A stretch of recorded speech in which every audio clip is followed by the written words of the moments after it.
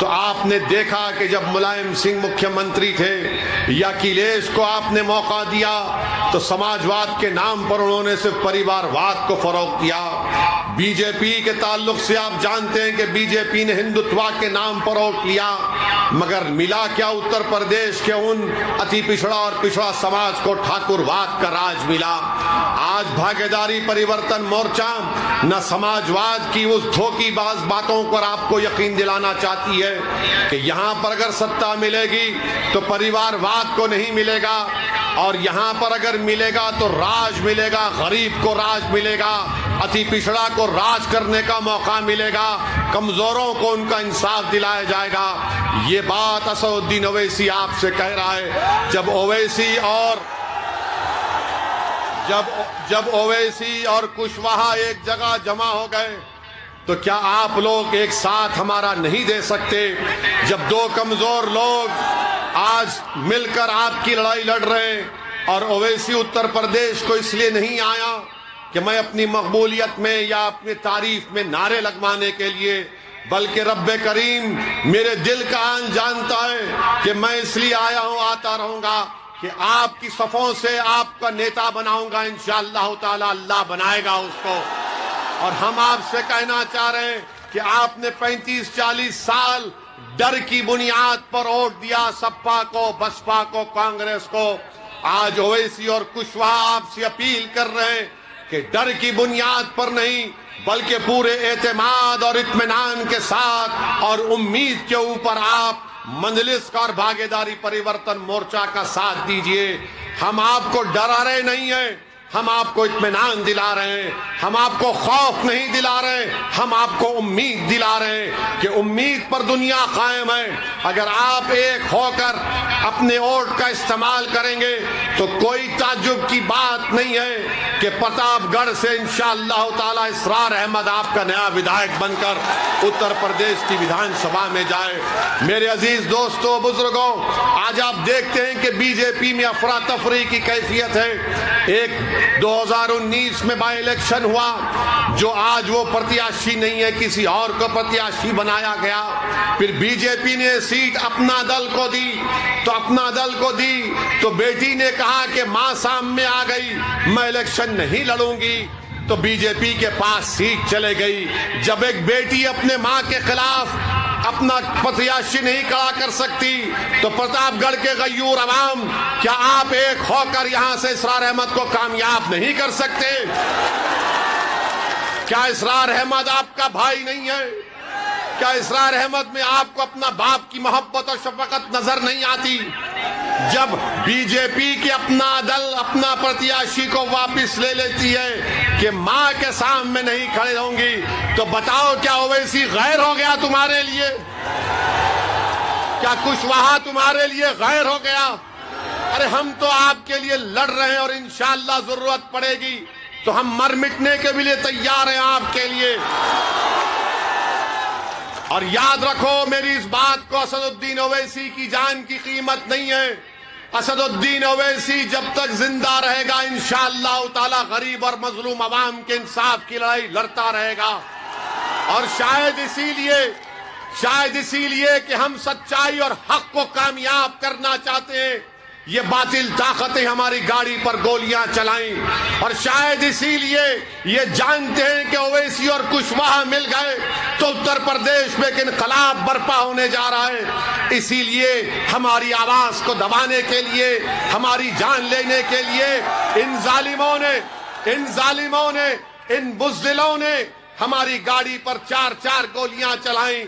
मगर हम इन गोली चलाने वालों को मैं कह रहा हूं, इनके पीछे जो उनके माई बाप है उनको कह रहा हूं, जो दिमाग कार फरमा उनसे कह रहा हूं, याद रखो मेरा नाम असदुद्दीन है, मैं बुज़दिल नहीं था, ना कभी रहूंगा।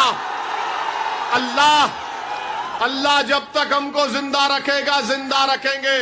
और सुनो बुज़दिलो, असदुद्दीन ओवैसी ने अल्लाह के करम से, अपने बुजुर्गों की दुआओं से, मैंने बातिल ताकतों के तूफान में चिराग जलाने का हुनर सीख लिया हूं और चिराग जलेगा इंशाअल्लाह ताला। अरे हम मिटने आए जमीन में मिटेंगे अरे जब हम जमीन पर आए तो इसी जमीन के एक दिन ग़िज़ा बनेंगे। मगर सुन लो जालिमों, जब तक अल्लाह जिंदा रखेगा, बेबाकी के साथ और बगैर खौफ खाए हम सच्चाई को बयान करते रहेंगे। दुश्मन चाहे कोई इख्तिदार की कुर्सी पर बैठने वाला जालिम हो, हम इख्तिदार की कुर्सियों पर बैठने वालों से नहीं डरते।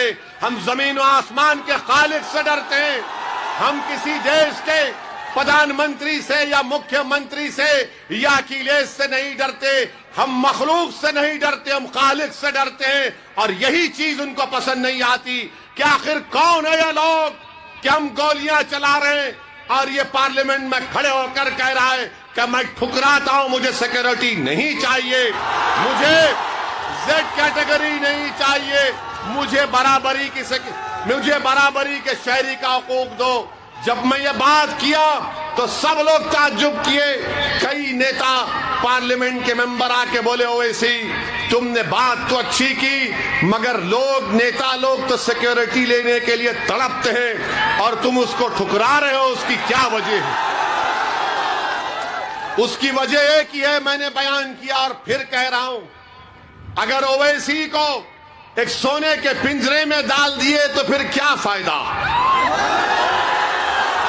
अगर ओवैसी की जान बचा ली जाए और डीवाईएसपी को इंसाफ ना मिले तो फिर क्या फायदा, बताओ आप?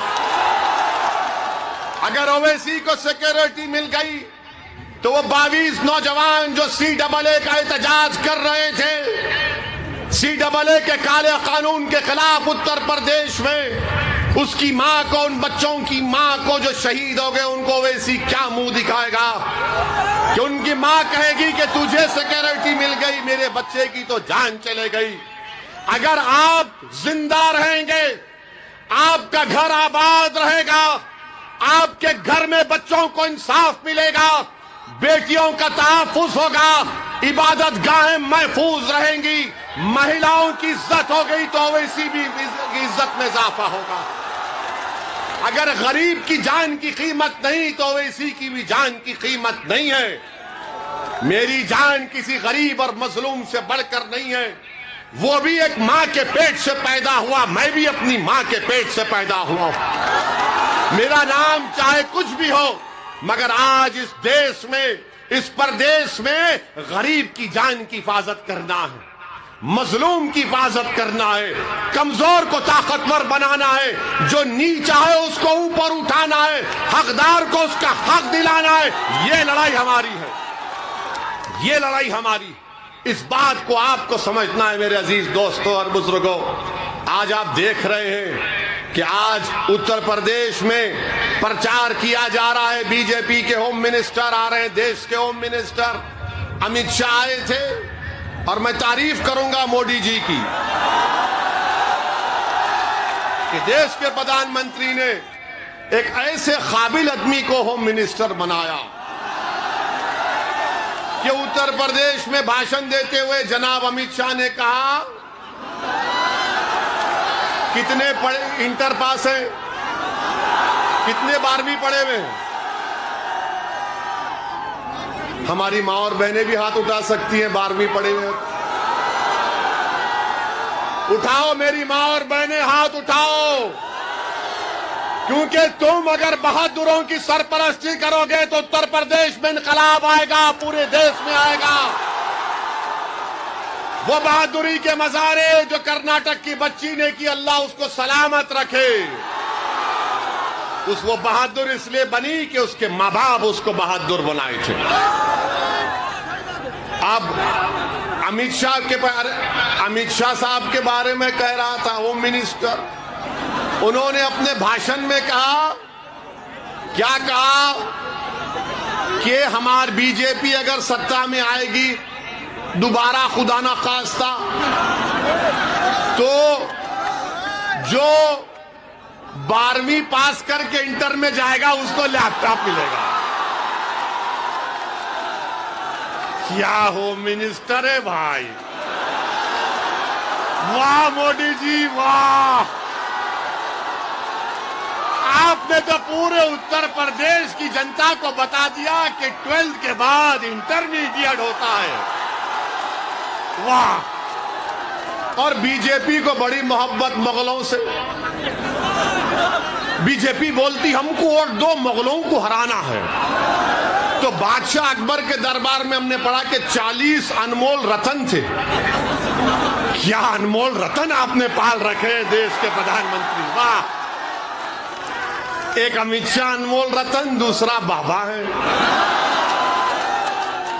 बाबा कहते हैं कि मई जून में बर्फ ला लूंगा, जनवरी में गर्मी पैदा कर दूंगा। बाबा आपको नोबेल प्राइज मिल जाएगा इस बयान पर। मौसम वैज्ञानिक हो चुके हैं बाबा। बाबा को तीरती लाशें नजर नहीं आई। बाबा को बच्चे जो एग्जाम लिखने के लिए गांव से आ रहे थे, रात रात भर जाग कर रोड पर बैठा था तो पेपर लीक हो गया, तो बाबा को गर्मी सर्दी याद नहीं आई, क्योंकि बाबा गरीबों की तकलीफ को नहीं समझते। उत्तर प्रदेश का मुख्यमंत्री गरीबों की तकलीफ को नहीं समझ सकता। ये इनका मामला है। मेरे अजीज दोस्तों और बुजुर्गों, वहीं पर समाजवादी पार्टी के अखिलेश का भी एक वीडियो आया है, जिसमें वो कह रहे हैं, सुन लीजिए, हमारे जेब में और बिजाने और नहीं, वीडियो है वो हमारी जेब में नहीं है। अभी आएंगे इंशाअल्लाह, फिक्र मत करिए। आप एक दिन खड़े हो जाएंगे ना हिस्सेदारी की लड़ाई में, तो सब आएंगे आपके पास इंशाअल्लाह ताला। वो दिन आएगा, देखना, मैं जिंदा रहूं या ना रहूं, तुम देखोगे इंशाअल्लाह ताला। तो उस भाषण में जनाब अखिलेश कह रहे हैं, सुनिए, उस भाषण में अखिलेश कह रहे हैं कि जो मां और बहनों की इज्जत नहीं करते सप्पा को वोट दो, जो कानून को नहीं मानते सप्पा को वोट दो। तो हम कभी बचपने में अपने मुगल आजम पिक्चर देखे थे, अब नहीं देखते, अब तौबा कर लिए। तो उसमें एक डायलॉग बड़ा मशहूर हुआ था। तो उसमें डायलॉग था कि तेरे दिल की बात जबान पर आ ही गई। तो इनके दिल की बात जबान पे आ ही गई कि जो माता और बहनों की इज्जत नहीं करते सपा को वोट दे दो, जो कानून को नहीं मानते सपा को वोट दे दो। ये वीडियो है। अच्छा, कौन विजय, उनका नाम भी बोल देता हूं, बाबूजी की पार्टी के, उनका नाम इरफान इरशाद है। और उन्होंने हमसे कहा कि चुनाव के बाद आपको तीतर खिलाएंगे। हम बोले ठीक, अभी खिला देते तो अच्छा था। तो मेरे अजीज दोस्तों और बुजुर्गों, ये हिस्सेदारी की लड़ाई है, ये बराबरी की लड़ाई है, आपको नेता बनाने की लड़ाई है। और अगर कोई आकर आपसे कहेगा कि ओवैसी यहां पर आया है तो बीजेपी जीत जाएगी, आप खुद जानते हैं कि यह बकवास है, यह बकवास है, इसमें कोई सच्चाई नहीं है। सुनिए, आप सुनिए हमारी बात को। 2019 के लोकसभा के चुनाव हम नहीं लड़े, अखिलेश और बहन जी मिलकर लड़े, तब भी बीजेपी 65 लोकसभा की सीट जीत गई। हमने कहा था आपको बीजेपी को वोट देने के लिए। इसीलिए हम आपसे कह रहे हैं कि आप सिर्फ वोट डालने वाले बन गए, वोट लेने वाले नहीं बने आप।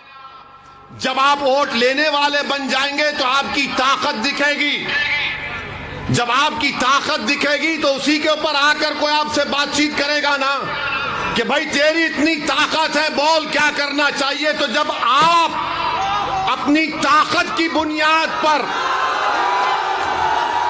जब आप अपनी ताकत की बुनियाद पर कह सकेंगे कि उत्तर प्रदेश में मुस्लिम अल्पसंख्यक समाज को, दलित समाज को, पिछड़ा समाज को, कुशवाहा समाज को इंसाफ किया जाए, क्योंकि ये जानते क्या है, इनके दिमागों में ये बात बैठी हुई है कि ये लोग कहीं नहीं जाएंगे, इनको डर दिखाओ मोदी का, योगी का, बीजेपी का, ये डर कर हमको वोट देंगे। ओवैसी आपसे कह रहा है कि डर की बुनियाद पर नहीं, उम्मीद की बुनियाद पर, खौफ की बुनियाद पर नहीं, खौफ की बुनियाद पर नहीं। अगर आपकी ताकत दिखाई देगी, और ताकत सिर्फ नारों से ताकत नजर नहीं आती, ताकत सिर्फ जज्बाती तकारीर से नजर नहीं आती, ताकत सिर्फ एक 1000 10,000 का मजमा जमा करने से दिखाई नहीं देती। जमहूरियत में, लोकतंत्र में ताकत वोट है। जब वोट की ताकत नजर आएगी तो सपा, बसपा, बीजेपी सब बोलेंगी कि अब इनसे पंगा लेना महंगा पड़ेगा। और आप इस बात को समझिए, मेरी इस बात को, अगर आप ये समझ रहे हैं कि बाज लोग आकर जो दिल्ली और लखनऊ में बैठकर आपके वोटों का सौदा करते हैं, मैं उनसे भी कहना चाह रहा हूं कि अब तुम्हारी दुकानें बंद होंगी, तुम अब तिजारत नहीं करोगे हमारे जज्बात पर, तुम हमारे वोटों की तिजारत करते हो अपनी जाती मफाद के लिए। अब एक बेदारी की लहर पैदा हो चुकी है उत्तर प्रदेश में, और वो बेदारी की लहर ये होनी चाहिए कि आप इसको वोट में तब्दील करें। और मजलिस के मुखालिफिन, भागीदारी परिवर्तन मोर्चा के मुखालिफिन कहते ओवैसी के जनसभा में भीड़ तो मन कराती है, मगर क्या वोट में तब्दील होगा? क्या वोट में तब्दील होगा? क्या वोट में तब्दील होगा? क्या वोट में तब्दील होगा? अगर वोट में तब्दील होने का आप हमसे वादा कर रहे हैं तो कहीं 27 तारीख को भूल नहीं जाना। ऐसा नहीं है कि नहीं यार जज्बात में नारा लगा दिया था। ये ओवैसी का भड़कावा भाषण दिल को छू लेता है। मेरे दोस्तों, मैं अगर अपनी जबान को चलाता हूं तो मैं आपसे वाहवाह हासिल करने के लिए नहीं चला रहा हूं। मैं आपको एक पैगाम दे रहा हूं, फिक्र दे रहा हूं। उस फिक्र जो दे रहा हूं, जो पैगाम हमने और बाबू सिंह साहब ने दिया, उस पर गौर करिए, उस पर सोचिए। आप सोचिए क्या एक इनकी बातों में सच्चाई है? अगर सच्चाई है तो साथ दो आप हमारा, वरना याद रखो बीजेपी को अगर कोई रोक सकता है, मैं फिर से कह रहा हूं बाबू सिंह कुशवाहा, ये बबुआ से नहीं होगा, इनसे नहीं होगा। ये खाली आराम पसंद आदमी है, लड़ना जानते नहीं है। हम लड़ना जानते हैं। और एक तरफा मोहब्बत कब तक करेंगे आप सपा बसपा से एक तरफा मोहब्बत कब तक करेंगे? क्या आपने कभी जिंदगी में इश्क किया, मोहब्बत की? एक तरफा होती है। मैं इंसान की मोहब्बत की बात नहीं कर रहा हूं, मैं आपको बात कर रहा हूं रब्बे करीम से। अगर कोई मोहब्बत करता है ना, तो क्या बतलाया गया कि तुम एक कदम चलो, वो 10 कदम तुम्हारी तरफ चलेगा। मगर यहां पर क्या है? नहीं, एक तरफा मोहब्बत, सपा या बसपा। ओवैसी है, अच्छा बोलता है, अभी टाइम है। टाइम मेरे पास भी नहीं है, आपके पास भी नहीं है। अपना टाइम अभी है इंशाअल्लाह ताला।